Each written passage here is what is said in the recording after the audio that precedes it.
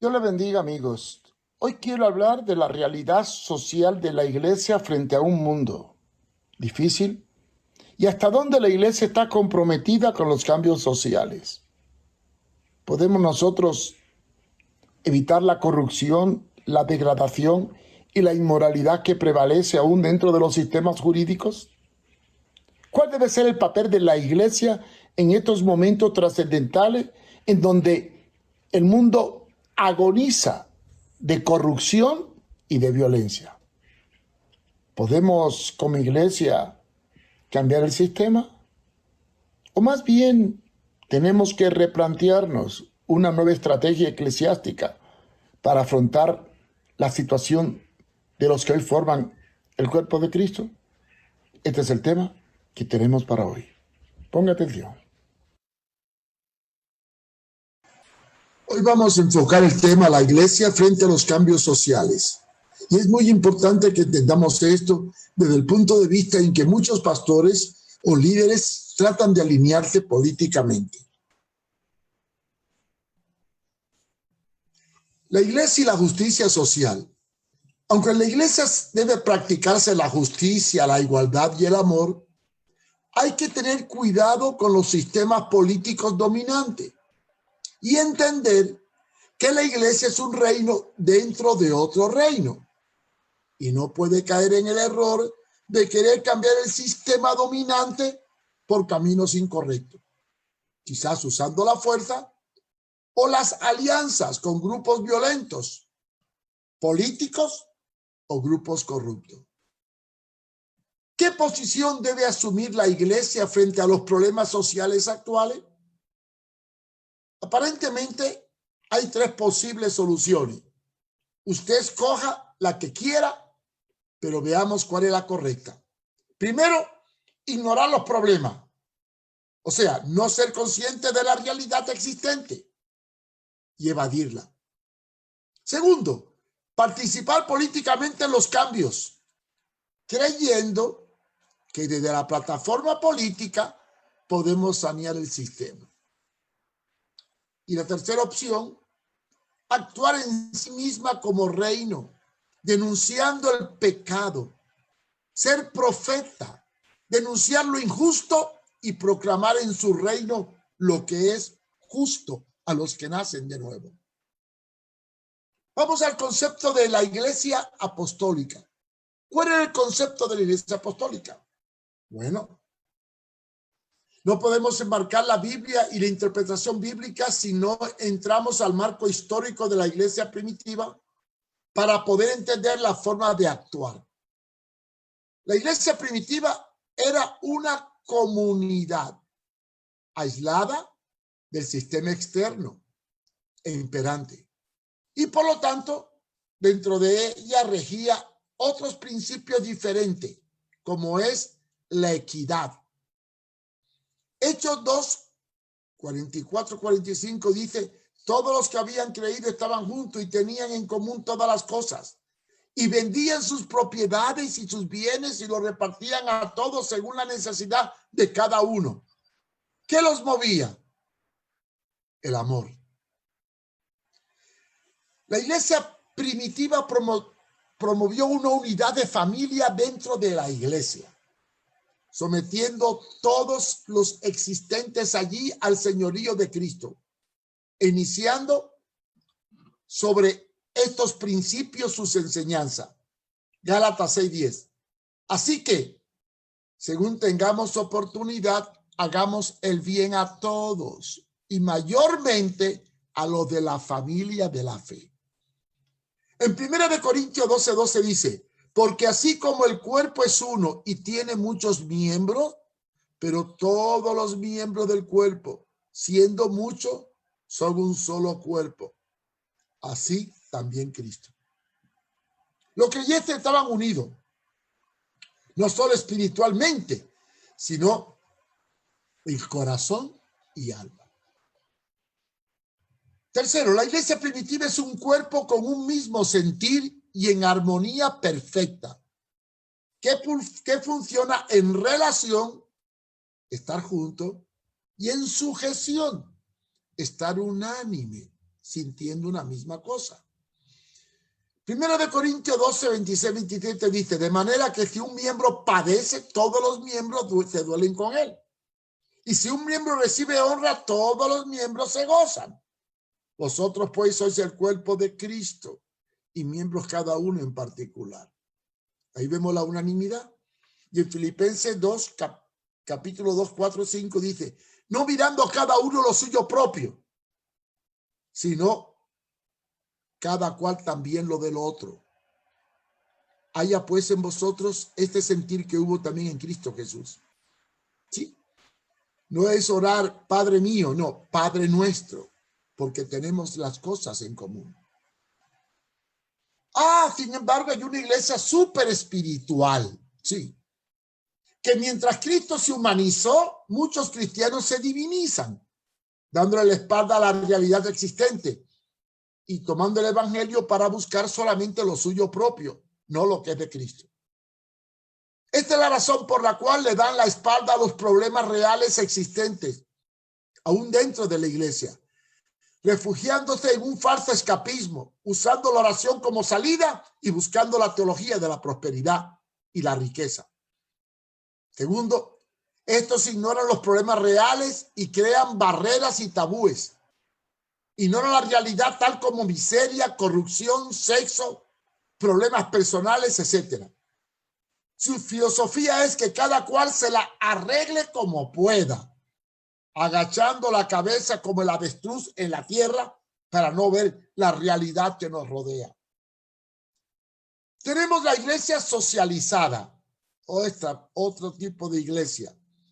Es una iglesia que no se sujeta a la palabra ni a la vida del espíritu, por lo cual sus líderes se inmiscuyen en política y tratan de imponer una moral impositiva jurídicamente. O sea, es tratar de sanear la sociedad imponiendo leyes morales. Esta iglesia y sus líderes entran en política influyendo por la teología del dominionismo. O sea, creyendo que desde una plataforma política puedo sanear una sociedad podrida. Esto es un absurdo y una utopía, porque para sanearse hay que nacer de nuevo. Segundo, no han aprendido de la historia. Siempre que la iglesia estuvo casada con los imperios dominantes, principalmente en la Edad Media, terminaba corrompida. Actualmente, muchas iglesias están coqueteando con el capitalismo, con el comunismo, olvidando que ellas no son ni uno ni otro. Y tercero, considerar que la iglesia puede influir cambios sociales desde una plataforma política. Esto es una utopía. ¿Y qué ocurre? Termina convirtiéndose en un club que promueve soluciones sociales por medio de imposiciones jurídicas. Ahora vamos a hablar de la iglesia realista, la iglesia que gira en torno a Cristo. Es una iglesia cristocéntrica. La iglesia apostólica vivía una libertad dentro de sí misma diferente a la existente dentro del sistema dominante en aquel tiempo. La iglesia no impone los cambios, ya que los mismos son obra del Espíritu Santo. La iglesia establece un modelo de reino, siguiendo el modelo perfecto de justicia, igualdad y amor que enseñó Jesucristo. Y esto lo vemos reflejado en todas las enseñanzas bíblicas. Mateo 10, 7 dice, y yendo, predicad diciendo, el reino de los cielos se ha acercado. Mateo 5, 14. Vosotros sois la luz del mundo, una ciudad asentada sobre el monte no se puede esconder. Somos luz. Y el 15 dice, ni se enciende una luz y se pone debajo de un almud, o sea, debajo de una mesa, sino sobre un candelero en la parte alta para que alumbre a todos los que están en la casa. Esto debe ser la iglesia, un modelo diferente al existente en el mundo que nos rodea. En la iglesia, bíblicamente hablando, no existe jerarquía. Todos son iguales, sí. En la iglesia vivían en compañerismo, igualdad y ayuda mutua. No había diferencia ni existía una élite ministerial privilegiada económicamente, porque el Señor no hizo excepción de persona. Dice 2 Corintios 8 del 13 al 15. Porque no digo esto para que haya para otros holgura y para vosotros estrechez, sino para que en este tiempo con igualdad, noten la palabra, con igualdad, la abundancia vuestra supla la escasez de otros, para que también la abundancia de ellos supla la necesidad vuestra, para que haya igualdad, como está escrito. El que recogió mucho, no tuvo más, y el que poco, no tuvo menos. ¿Por qué? Porque el que tuvo mucho, ayudó al que tuvo poco. Este es el espíritu de la iglesia primitiva. Y primera de Tesalonicenses 3:12 dice, y el Señor os haga crecer y abundar en amor unos para con otros y para con todos, como también lo hacemos nosotros para con vosotros. Era una iglesia amorosa que se ocupaba de los pobres y de los necesitados. Sí, en estos tiempos de pandemia sabemos que la iglesia está identificada con el dolor de los hermanos pobres, enfermos o ancianos, y la iglesia que solo se preocupa en el pisto, en el dinero. Dice la palabra que la iglesia primitiva era solidaria, velaba por todo y por convicción ayudaba al necesitado. Los ingresos de la iglesia eran para sostener los ministerios y ayudar a los más pobres. Romanos 15:26 lo dice. Porque Macedonia y Acaya tuvieron a bien hacer una ofrenda para los pobres que hay entre los santos que están en Jerusalén. Noten, iglesia solidaria. Y Santiago 2, versículos 5 y 6, hermanos míos, amados, oíd. ¿No ha elegido Dios a los pobres de este mundo para que seáis ricos en fe y herederos del reino que ha prometido a los que le aman? Pero vosotros habéis afrentado al pobre. No os oprimen los ricos y no son ellos los mismos que os arrastran a los tribunales. Está condenando la avaricia, la ambición. La iglesia primitiva se ocupaba de atender a los enfermos, sí. Era una iglesia que atendía a los hermanos enfermos, oraba por ellos y le daba prioridad, como hizo Jesús en su ministerio. Marcos 2:17. Al oír esto Jesús les dijo, los sanos no tienen necesidad de médicos, sino los enfermos. No he venido a llamar a los justos, sino a los pecadores. Santiago 5:14 y 15. ¿Está alguno de vosotros enfermos? Llame a los ancianos de la iglesia y oren por él, ungiéndolo con aceite en el nombre del Señor. Y la oración de fe salvará al enfermo, y el Señor le levantará. Y si hubiera cometido pecado, le serán perdonados. Existía la justicia dentro de la comunidad. Aunque afuera había injusticia, en la iglesia había justicia. Y ellos resolvían sus problemas sin ir al sistema político. Resolvían los problemas dentro de la comunidad, principalmente todos los problemas relacionados con la conducta moral. Miren lo que nos enseña 1 Corintios capítulo 6, versículos 3 al 6, sobre el derecho de que juzguemos y mantengamos el orden dentro de la iglesia. ¿O no sabéis que hemos de juzgar a los ángeles? Cuánto más las cosas de esta vida. Si pues tenéis juicio sobre estas cosas de la vida, ¿ponéis para juzgar a los que son menos estimen la iglesia? Para avergonzaros lo digo, pues ¿qué? ¿No hay entre vosotros sabios ni aun uno que pueda juzgar entre los hermanos? Fíjense bien, está hablando de juzgar los problemas entre nosotros, sin acudir al mundo. Y después hace una reprensión, sino que el hermano con el hermano pleitee en juicio, y esto ante los incrédulos. Somos una comunidad que tenemos que resolver los problemas dentro de nosotros mismos, ni imponerlo para afuera, ni buscar la solución afuera. La iglesia primitiva ayudaba a las viudas y a los huérfanos. Había un método ya trazado para ayudar a todas estas personas necesitadas. Y habían reglas que regulaban esas ayudas. Por ejemplo, Santiago 1:27.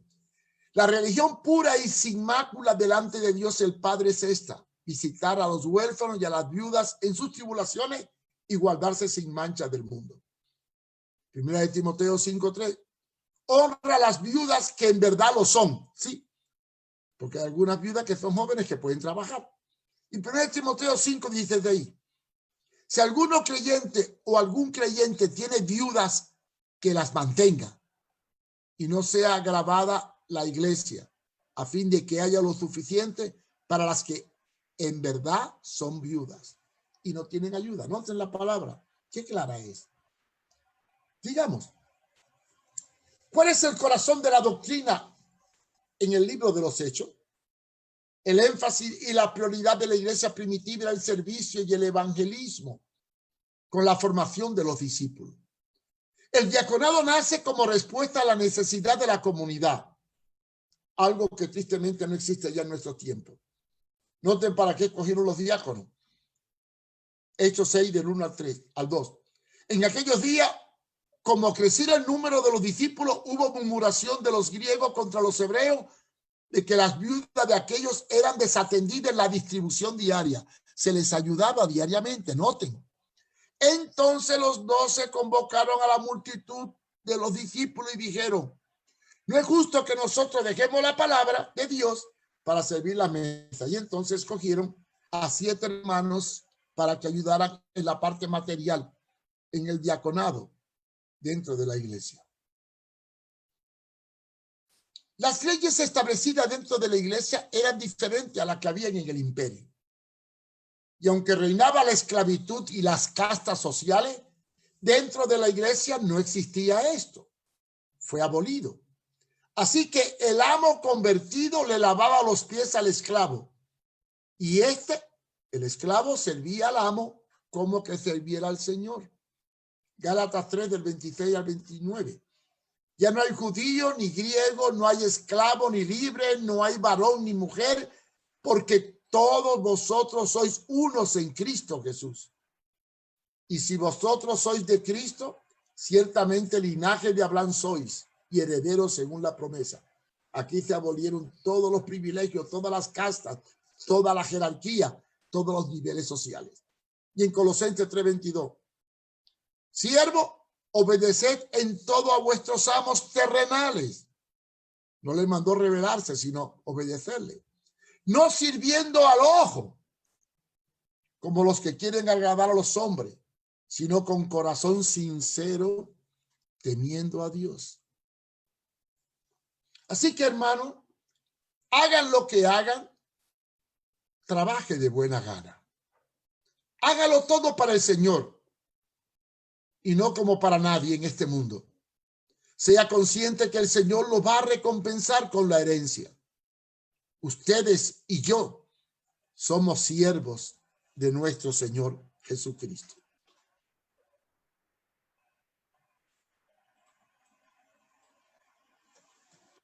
Hemos visto que la iglesia fue un reino dentro de otro reino. Mientras que en el reino de afuera existía la injusticia, en la iglesia había justicia. Mientras en el reino de afuera había esclavitud, en la iglesia había libertad. Mientras en el reino de afuera había ambición y codicia, en la iglesia había desprendimiento y entrega. Sí, es un reino. Somos un reino dentro de otro reino. Porque como bien dijo Jesús, nuestro reino no es de este mundo. Actuemos consciente del papel que tenemos como cristianos y como profetas en un mundo contaminado. Dios nos ayude.